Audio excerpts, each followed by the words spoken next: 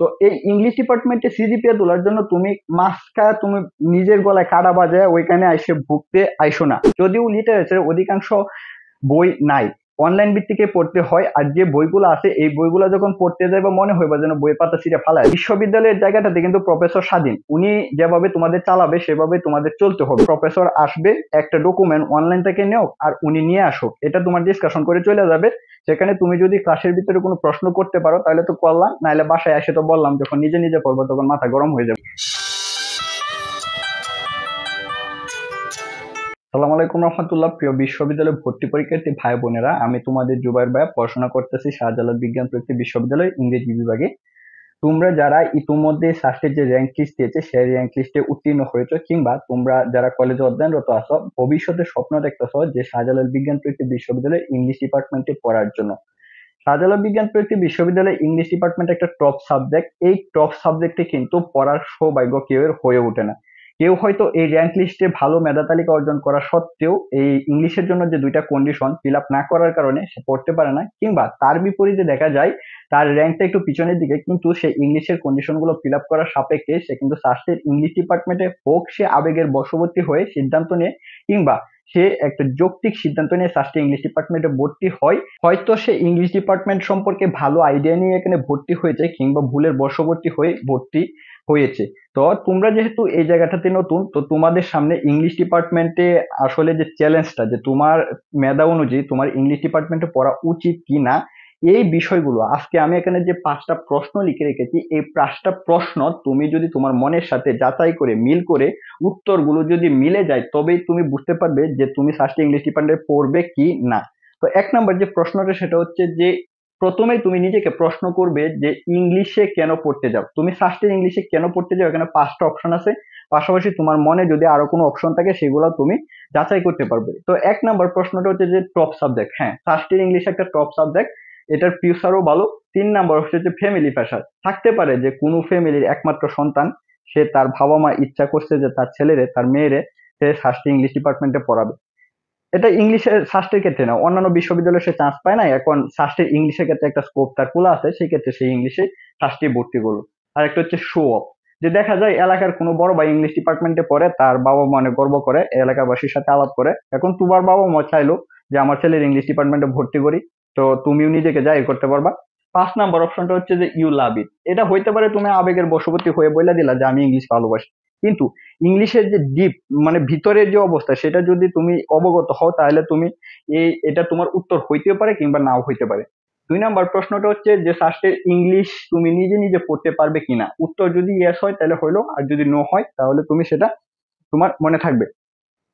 দেখো, সাস্টের ইংলিশ ডিপার্টমেন্টে যে 4 বছরের তোমাদের স্নাতকের জন্য যে বিএ ডিগ্রিটা প্রদান করে, এখান থেকে দেখা যায় 8টা সেমিস্টারে ডিভিশন হয়ে যায়। এই 8টা সেমিস্টারের আন্ডারে অনেকগুলো কোর্স থাকে। দেখা যায় প্রথমে ল্যাঙ্গুয়েজ থেকে থাকতে পারে, ল্যাঙ্গুয়েজের আন্ডারে তোমার আইএলটিএস এর যে 4টা ভাগ, এই 4টা ভাগ হইতে পারে সেটা 2টা টপিক কোর্সের মাধ্যমে থাকতে পারে, কিংবা 4টার মাধ্যমে থাকতে পারে। এটা হয়তো অনেক আমরা যখন পড়েছি তখন 4টাই ছিল, এখন হয়তো একটু মডিফাইড হয়েছে। তারপরে তোমার ইন্ট্রোডাকশন টু লিঙ্গুইস্টিক্স থাকতে পারে, এই ল্যাঙ্গুয়েজের পাশাপাশি থাকতে পারে ডিসকোর্স এবং স্টাইলিস্টিক্স অ্যানালাইসিস। আর যদি লিটারেচার, যে সাস্টের যে মেইন ফোকাস লিটারেচারের কথা যদি বলো, অন্যান্য কোর্সের যেমন ইন্ট্রোডাকশন দিয়ে শুরু হয়, সাস্টেটা তেমনই ইন্ট্রোডাকশন দিয়ে শুরু হবে। আমি যদি কয়েকটা কোর্সের নাম বলি, যেমন introduction to literature, history of English literature, Arabian এবং Persian literature, new classical literature, South Asian literature, European literature, contemporary world literature. দেখো এগুলো কিন্তু বলে শেষ করা যাবে না। আরো আছে American literature, American poetry, American drama, American Nobel, অনেকগুলো আছে। তোমরা যখন ভর্তি হইবা তখন সেগুলো পড়বা। এই কোর্সগুলো দেখা যায় আরাবিয়ান পার্সিয়ান লিটারেচার কথা যদি ধরো, এই যে লিটারেচার গুলো এগুলো কিন্তু এক একজন এক একভাবে অনুবাদ করছে। আর এইগুলা যখন নিজে নিজে পড়তে যাবে তখন কিন্তু মাথা একবারে গরম হয়ে যাবে। 3 নম্বর প্রশ্ন হচ্ছে ইংলিশ কেন পড়তে চাও। প্রথম প্রশ্নটা ছিল যে ইংলিশে তুমি কেন পড়তে চাও, একটা হচ্ছে ইংলিশ তুমি কেন পড়তে চাও। এখানে 2টা অপশন আছে, যে সিজিপিএ তুলতে কিংবা তোমার ভবিষ্যতে ব্যবহার করতে। এখন তোমার ইচ্ছা যদি সিজিপিএ হয় তাহলে তোমার উত্তর হচ্ছে শুধু তুমি সিজিপিএ তোলার জন্য ইংলিশে ভর্তি হইলা। 4 নম্বর প্রশ্ন হচ্ছে ইংলিশে পড়ার ধৈর্য তোমার কতটুকু।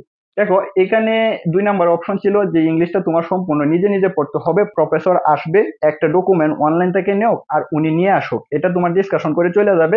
সেখানে তুমি যদি ক্লাসের ভিতরে কোনো প্রশ্ন করতে পারো তাহলে তো করলাম, নাহলে বাসায় এসে তো বললাম, যখন নিজে নিজে পড়বো তখন মাথা গরম হয়ে যাবে।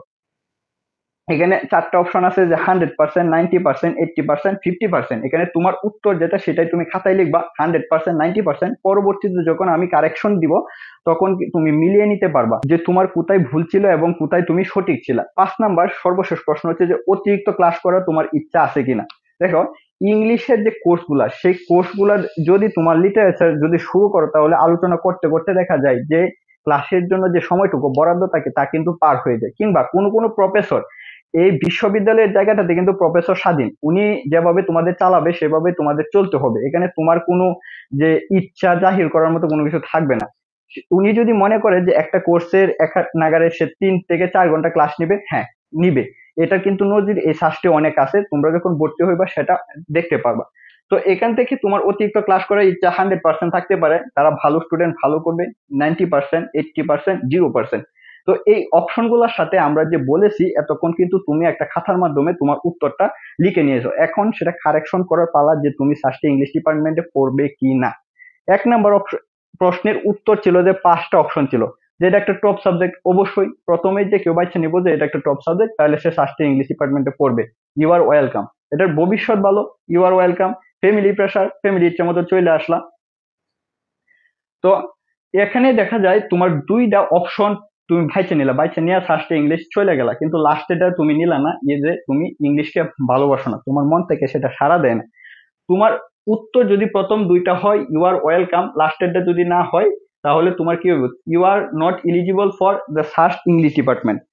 তো আশা করি বুঝতে পারছো। তো 1 নম্বর প্রশ্নের উত্তর হচ্ছে যে ইউ লাভ ইট, তোমার এটাকে ভালোবাসতে হবে। যদি তোমার মন থেকে তুমি নিজেকে প্রশ্ন করো যে তুমি ইংলিশ ভালোবাসো কিনা, তুমি এটা পড়তে পারবে কিনা, যতই কঠিন হোক যতই কষ্ট হোক, অনলাইন থেকে পড়া হোক কিংবা শীট থেকে পড়া হোক কিংবা অন্য কোনো বই থেকে পড়া হোক, যদিও লিটারেচারের অধিকাংশ বই নাই, অনলাইন ভিত্তিকে পড়তে হয়। আর যে বইগুলো আছে এই বইগুলো যখন পড়তে যাই বা মনে হয় বা যেন বইয়ের পাতা ছিঁড়ে ফালাই দিই। তো 1 নম্বর উত্তর হচ্ছে তোমার অবশ্যই ইংলিশকে ভালোবাসতে হবে।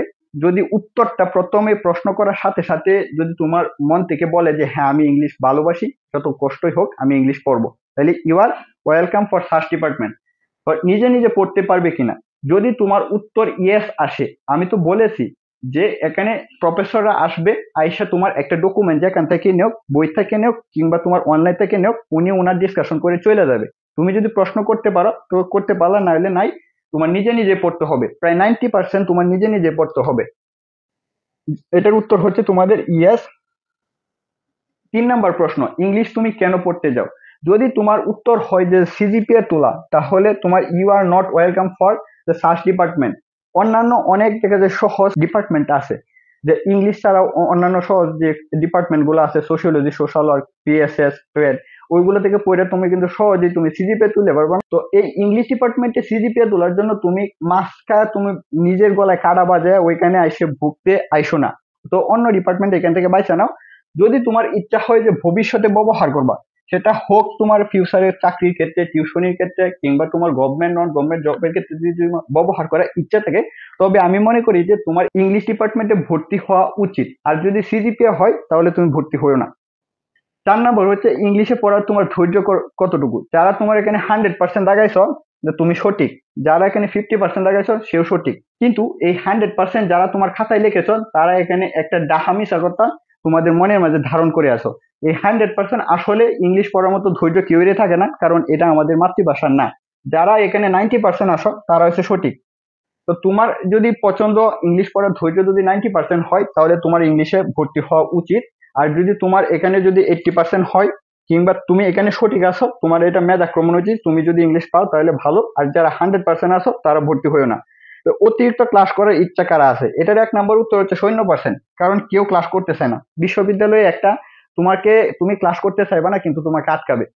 এখানে একটা ক্রাইটেরিয়া হচ্ছে যে তোমার অ্যাটেন্ডেন্সে মার্ক থাকবে, যে মার্কটা কিনা তোমরা বিশ্ববিদ্যালয় ভর্তি পরীক্ষার মাধ্যমে খাতায় লেখা অর্জন করো। কিন্তু এই মার্কটার জন্য তোমার কি হতে হবে, দেখা যায় প্রফেসর তোমাকে সকালে 8টার সময় ক্লাস দিবে, তুমি পূর্ববর্তী দিন বিকাল কিংবা সন্ধ্যা 6টার দিকে তুমি কি করছো, ক্লাস করে আসছো, রাত্রে ঘুমাইছো, সকালে উঠে আবার দেখবা 8টার দিকে ক্লাসটা দিছে, তো তোমার এখানে যাইতে হবে। তো ক্লাস কেউ করতে চায় না।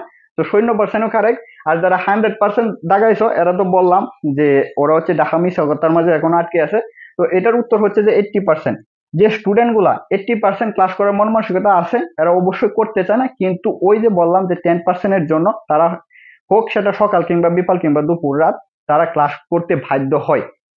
তো এই হচ্ছে 5টা প্রশ্ন। এই 5টা প্রশ্নের 1 নাম্বার উত্তর হচ্ছে যে তোমার সাবজেক্টে ভালোবাসতে হবে। 2 নাম্বার যদি তুমি নিজে নিজে পড়ার মন মানসিকতা তাহলে তুমি ফার্স্টে ভর্তি হও।